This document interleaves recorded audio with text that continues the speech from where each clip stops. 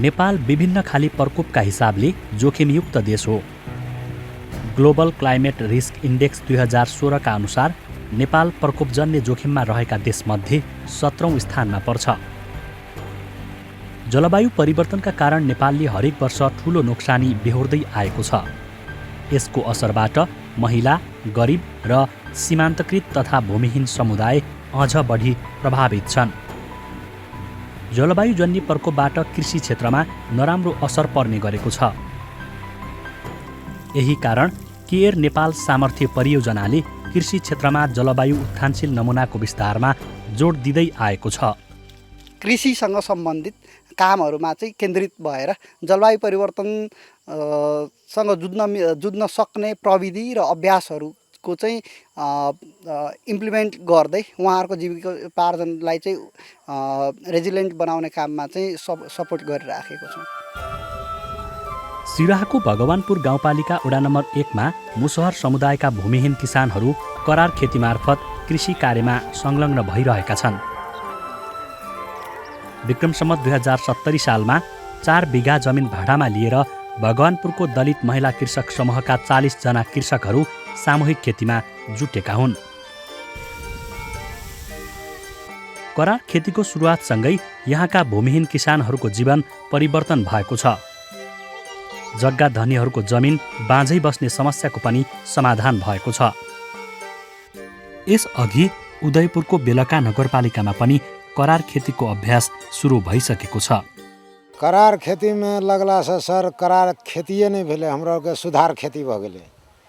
करार कहल नाम के चीज एकटा हमरा सबके जे हिसाब से मुसहर कहे छले जे सबके हर जोतबा हम ही सब छलिए, लेकिन ओहि सिलसिला में हम सब अपन हर जोतेला नहीं जाने छलिए। इससे पहले मजदूरी के बाहक हम सब जरूरी नहीं राखे छलिए, मजदूरिये के दिमाग हरदम रहे छले। ई करार के जे दिन से ई समूह संगठन तैयारी भेले तो सुधार के पक्ष में हम सब आबि गेलिए। जे पहले हमरो के अवस्था बहुत गंभीर छले। हमरो के पहले के अवस्था में लोग के खेत में हमरो के जन बन में खटे छलिए, जला मजदूरी लोग के खेत में करे छलिए। तो 4 किलो से लक 5 किलो के बन दै छले। पुरुष के 5 किलो दै छले आ महिला के 4 किलो दै छले।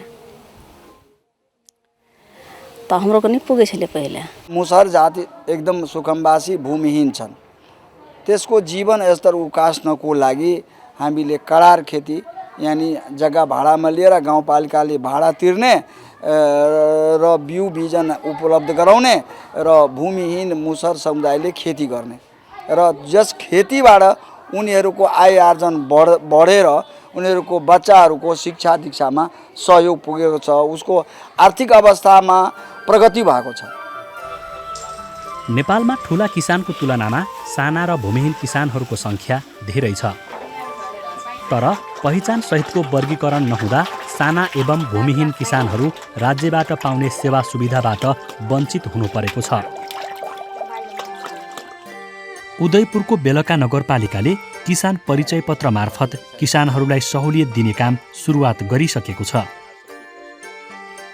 यही कारण सिराहाको सखुवा नन्कारकट्टी गाउँपालिकाले स्थानीय किसानहरूको पहिचान गरी वर्गीकरण सहितको किसान परिचय पत्र वितरण कार्य सुरुवात गरेको छ। परिचय पत्रले सीमान्तकृत भूमिहीन किसानको पहिचान स्थापित गर्नुका साथै सरकारी सेवा तथा सुविधामा उनीहरूको न्यायोचित पहुँच सुनिश्चित गरेको छ। सखुवा नन्कारकट्टी गाउँपालिकाले 4वटा वर्गमा विभाजित किसान परिचय पत्र वितरण कार्य सुरुवात गरेको हो। यो कार्ड पाएर हामी त धेरै खुसी छौँ कि यो कार्ड माने मिल्यो। यो कार्डले एउटा रास्ता दिखाउँछ। यो म साना किसान हुँ त्यो प्रमाण सरकारले दिएको। तो योले मिल्दाखेरि धेरै सामान गरेर दिएको धेरै खुसी लाग्यो। सबभन्दा पिछडिको किसानलाई पहिलो प्राथमिकतामा राखेर काम गर्यो भने यहाँको किसानको एकदमै निम्न स्तरको एकदमै दबिएको आर्थिक हिसाबले दबिएको किसानहरूको चाहिँ आर्थिक अवस्था आर्थिक समृद्धिको हामीले कल्पना गरेका छौँ गाउँपालिका सखुवा नन्कारकट्टीले। त्यो चाहिँ हाम्रो अभियान सफल हुनेछ भने र आज चाहिँ वर्गीकरण सहितको किसान परिचय पत्र वितरण कार्यक्रम हाम्रो यो नेपालमा जिल्लामा दोस्रो, पहिलोमा बेलका नगरपालिका, दोस्रोमा सिराहा जिल्लाको सखुवा नगरकट्टी गाउँपालिकाले गर्दैछ। जलवायु र मौसममा आएको परिवर्तनका कारण नेपालको पशुपालन तथा कृषि कार्यमा संलग्न किसानहरू विभिन्न किसिमका जोखिमको सामना गरिरहेका छन्। बदलिदो समय अनुसार देखा पर्ने रोगव्याधि लगायत प्राकृतिक प्रकोपका कारण उनीहरू ठूलो नोक्सानी बेहोर्न बाध्य छन्।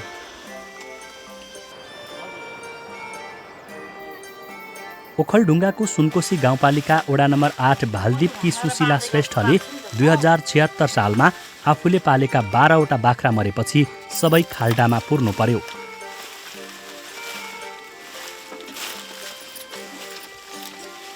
उति बेला पशु बिमा नगरेका कारण उनले करिब 2 लाख बराबरको नोक्सानी बेहोर्नु पर्यो।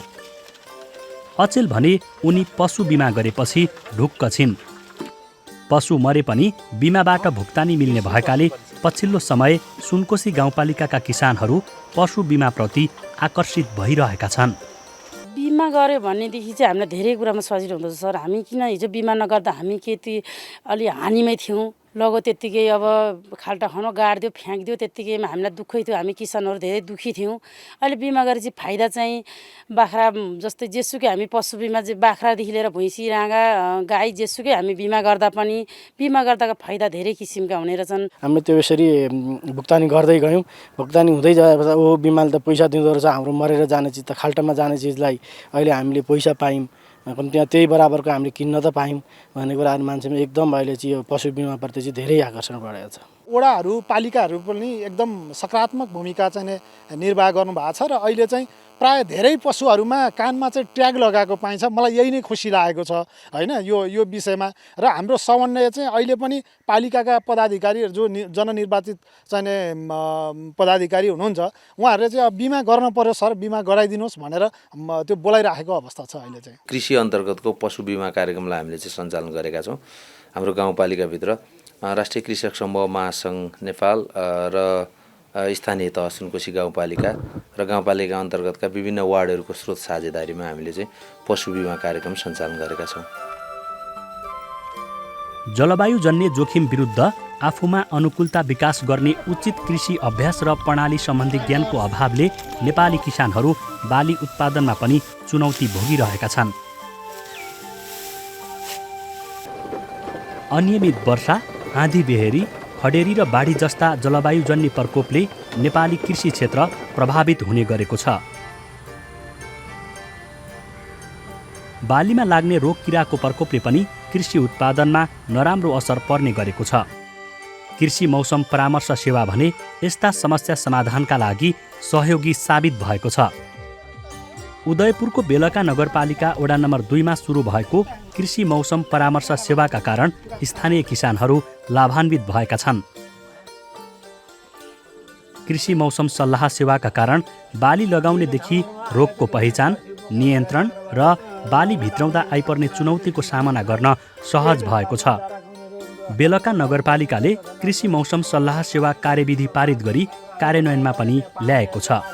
हामी योभन्दा अगाडि अब कुनै पनि बाली लगायो पानी आउँछ कि घाम लाग्छ कि के हुन्छ अब त्यो थाहा हुँदैन थियो भने अहिले यो कृषि मौसम सम्बन्धी सल्लाह सेवा बुलेटिन आइकन कुन समयमा के बाली लगाउने र कुनै पनि बाली हामीले भित्राउने बेला भयो, भित्राउने बेलापछि अब मौसम कस्तो हुँदैछ त्यसको बारेमा पनि हामीले जानकारी हुने भयो। किसान मौसम सल्लाह भन्ने भयो हैन, त्यस्तै गरेर कस्टम हायरिङ सिस्टमको भयो, चाकलाबन्दी खेतीको कार्यविधि भयो, त्यसबाट यो अनुदान वितरण सम्बन्धी मापदण्ड भयो र कृषि उत्पादन नियन्त्रण प्रणाली भनेर चाहिँ एउटा सफ्टवेयर पनि हामीले बनाएर सञ्चालन गरिरहेका छौँ।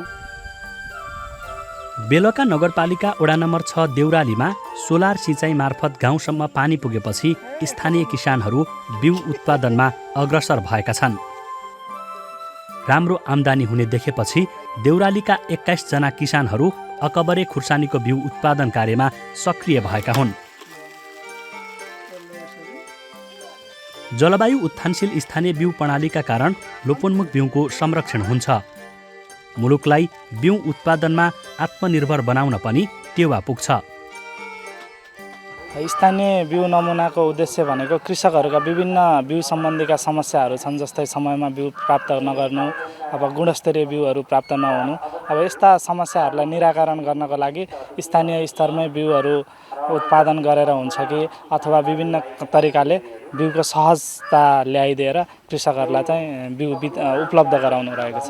बिउ नमुनाको लागि हामीले चाहिँ किसान स्तरमा त्यो बिउलाई चाहिँ प्रसार गर्ने, बिउलाई संरक्षण गर्ने र रैथाने बिउहरूलाई चाहिँ प्रयोग गर्नको लागि हामीले लिबर्ड लगायतका संस्थाहरूबाट चाहिँ त्यो क्षमता अभिवृद्धिका कार्यक्रमहरू हामीले प्राप्त गरेका छौँ र त्यो जुन हामीले प्राप्त गरेको जुन ज्ञान र सिपहरूलाई चाहिँ किसान स्तरमा पनि हामीले त्यसलाई प्रसार गरिराखेको छौँ।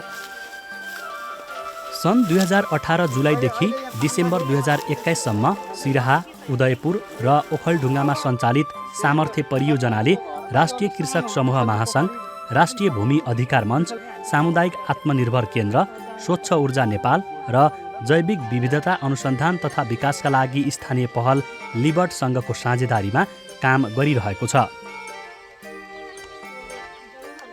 साझेदार संस्थाहरूसँगको सहकार्यमा सञ्चालित कृषिमा जलवायु परिवर्तन अनुकूलनका विस्तार योग्य नमुनाहरू सरकारले बनाउने अनुकूलन सम्बन्धीका योजना निर्माणमा थप सहयोगी हुन सक्छन्। स्रोत साझेदार र कार्यान्वयन गर्ने साझेदारहरू, अर्को चाहिँ सरकारी संयन्त्र, सरकारी संरचना अन्तर्गतको सबैभन्दा तल्लो स्तरमा रहेको स्थानीय सरकार, उसँग हामी सँगसँगै काम गर्दैछौँ। समन्वयात्मक हिसाबले स्रोत साझेदारले स्रोत र प्रविधि टेक्निकल पार्टमा हामीलाई सपोर्ट पुर्याएको छ भने इम्प्लिमेन्टिङ पार्टनरको हिसाबले कृषिसँग सम्बन्धित मोडलहरूमा लिबर्ड र राष्ट्रिय कृषक समूह महासङ्घको समन्वयमा अगाडि बढिरहेछ। विभिन्न अभ्यासहरू जुन सामुदायिक स्तरमा, स्थानीय स्तरमा चाहिँ भइरहेका छन्, यी अभ्यास र अनुभवहरूलाई समेटेर त्यसमा कुनै न कुनै हिसाबले समावेश हुने अवस्था देख्न सकिन्छ। यद्यपि हामीले चाहिँ राष्ट्रिय स्तरमा राष्ट्रिय अनुकूलन योजना तर्जुमा गरिसकेपछि त्यसलाई हामीले स्थानीय स्तरमा फेरि स्थानीय अनुकूलन कार्ययोजना बनाएर चाहिँ कार्यान्वयनमा लैजान सक्ने अवसरहरू चाहिँ हामीलाई हुन्छ। जलवायु परिवर्तनका प्रतिकूल असरका कारण नेपालमा कृषि उत्पादन घट्दो दरमा रहेको विभिन्न अध्ययनले देखाएको छ। देशको 2/3 जनसङ्ख्या निर्भर रहेको कृषि क्षेत्रमा भइरहेको नोक्सानीले भविष्यमा खाद्य सङ्कट नआउला भन्न सकिँदैन। त्यसैले जलवायु उत्थानशील कृषि नमुनाहरूलाई देशव्यापी विस्तार गर्दै कृषिलाई सुरक्षित र भरपर्दो पेसाका रूपमा विकास गर्न आवश्यक छ।